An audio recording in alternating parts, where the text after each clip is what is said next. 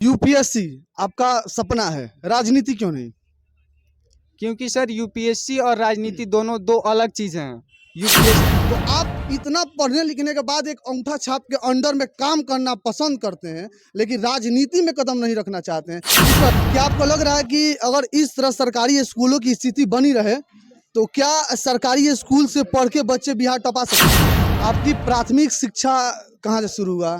Private school या सरकारी school? 5 ऐसे काम बताइए जो बिहार सरकार को सख्त लागू करना चाहिए। जातिवाद पे आप क्या कहिएगा? क्योंकि आज सबसे अधिक कुछ है बिहार में तो वह जातिवाद है। सर बिहार में जो मजदूरों का देश कहा जाता है, इसका डायरेक्टली इफेक्ट एजुकेशन सिस्टम है। क्योंकि यदि हमारा एजुकेशन लगातार पढ़ने से मेंटल प्रेशर होता है, इसीलिए थोड़ा सा माइंड का रिफ्रेशमेंट भी ज़रूरी है। तो उसका एक टारगेट सेट करने के बाद सब सबसे अधिक श्रेय किसको दीजिएगा, अपने टीचर को या अपने मेहनत को? बिहार क्रांतिकारियों की भूमि रही है। अभी साइंस टॉपर अब मृत्युंजय के घर पे हम लोग हैं, बगल में मृत्युंजय हैं जो बिहार में प्रथम स्थान लाए हैं और पूरे बिहार में अपना नाम रोशन किए हैं। सोशल मीडिया का ज़माना है, आप प्रत्येक जगह इनको देख भी लिए होंगे और अधिक वीडियो मिल भी गया होगा आपको। पहले सबसे पहले मेरे चैनल में आपका स्वागत है मृत्युंजय। सर आपके चैनल को बहुत बहुत धन्यवाद सर।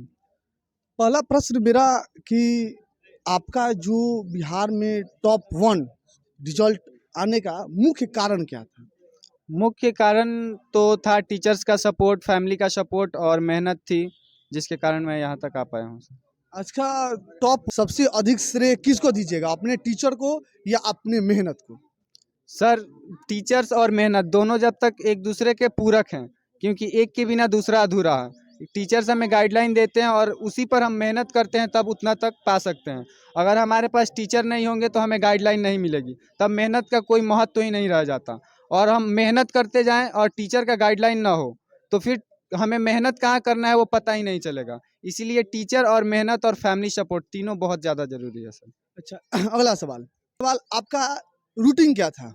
पढ़ाई का जो शेड्यूल था, आपके कोचिंग का और घर का, हमारे दर्शकों को बताइए, क्योंकि हमारे जो भी दर्शक है 9, 10, 11, 12 जो भी पढ़ने वाले हैं, तो कहीं ना कहीं आप टॉप 1 में हैं, तो आपकी रूटीन को देख कर वे लोग पालन करेंगे तो वे लोग भी कहीं टॉप 1 आ सकते हैं।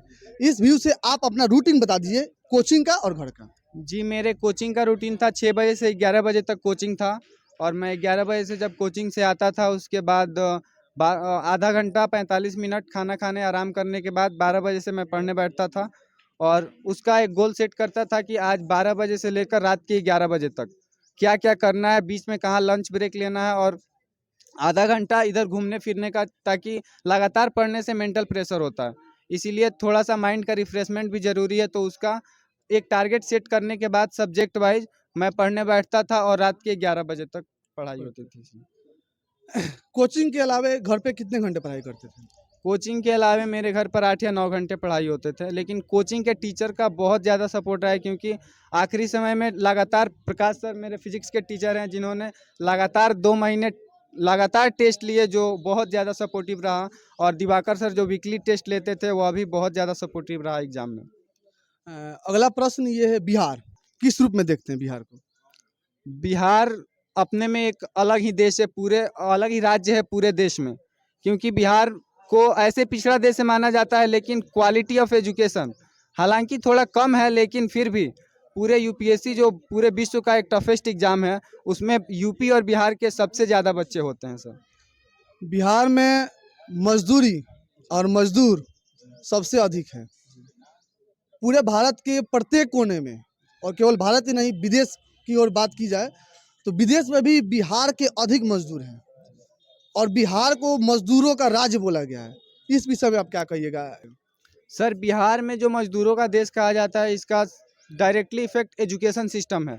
क्योंकि यदि हमारा एजुकेशन सिस्टम अच्छा होगा, जब लोग शिक्षित होंगे, तब जरूर बिहार मजदूरी नहीं करेगा, बल्कि वह राज करेगा।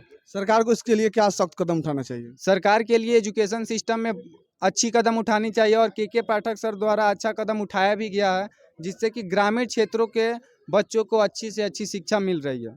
आपकी प्राथमिक शिक्षा कहाँ से शुरू हुआ, प्राइवेट स्कूल या सरकारी स्कूल?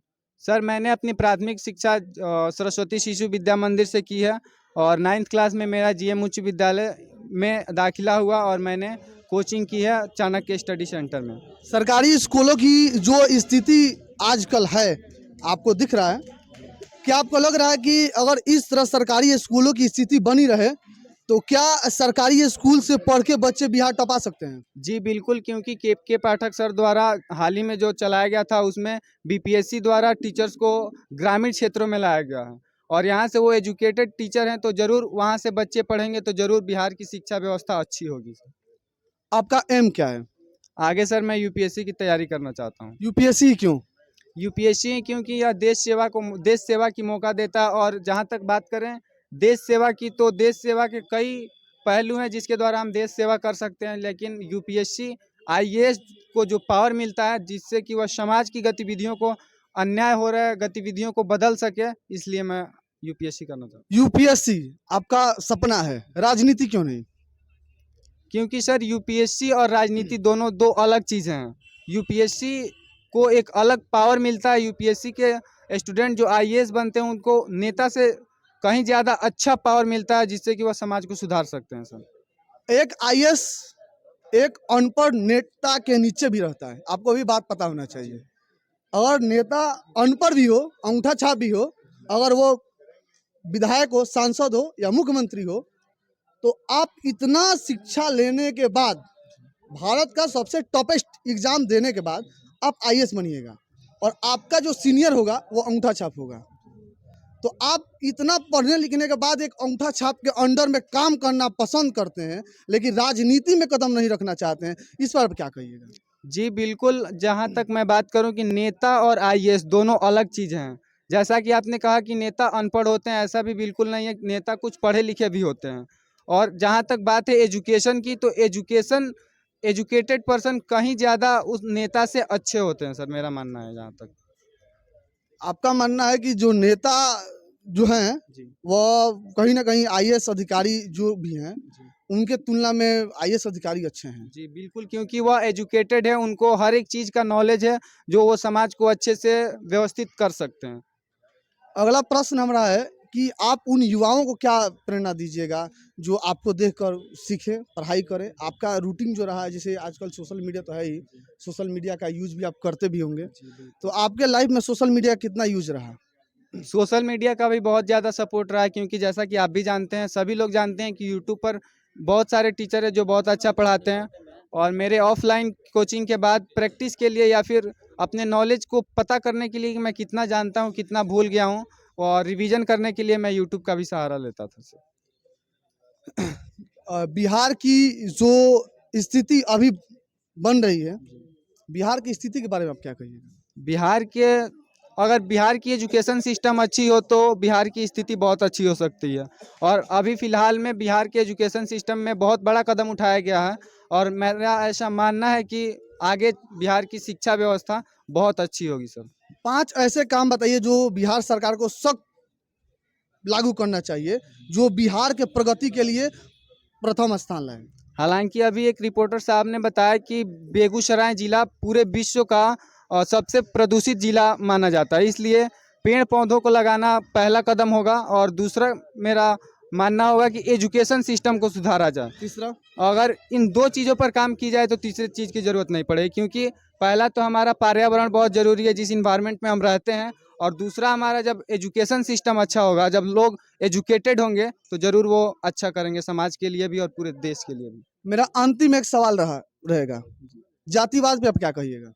क्योंकि आज सबसे अधिक कुछ है बिहार में तो वह जातिवाद है। मतलब 4 लाइन 5 लाइन आप बोलिए जातिवाद पे। जातिवाद, ये तो एक तरह से हम कह सकते हैं कि यह कुप्रथा है हमारे समाज की, कि लोग जातिवाद करते हैं, क्योंकि हम सब इंसान हैं, और मेरा मानना है कि जातिवाद नहीं करना चाहिए, क्योंकि सभी सामान्य व्यक्ति हैं, सभी के 2 हाथ 2 पैर होते हैं और सभी लोग एक समान हैं। तो फिर जाति धर्म का उससे कोई हमारे समाज में मतलब नहीं बन जाता है, इसलिए हमें ऐसा जातिवाद को हटा देना ज़्यादा बेटर होगा सर। लास्ट अंतिम एक प्रश्न, बाल मजदूरी पे आप क्या कहिएगा? क्योंकि आप एक शिक्षित व्यक्ति हैं, आप समाज में घूमे भी हैं, देखे भी हैं। हम लोग अधिकांश होटल पर, गैरेज पर छोटे छोटे 10 साल 5 साल 8 साल 12 साल 15 साल के बच्चों को काम करते हुए देखते हैं।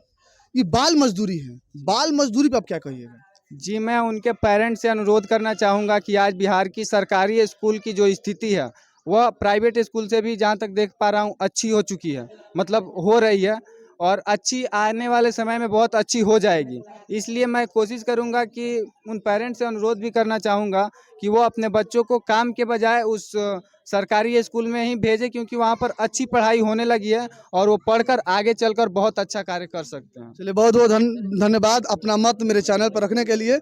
इस वीडियो को अधिक से अधिक शेयर करिए और इस वीडियो के बारे में क्या सोचते हैं, इनके बारे में क्या सोचते हैं, अपना राय कमेंट बॉक्स में जरूर डालिए। जय हिंद।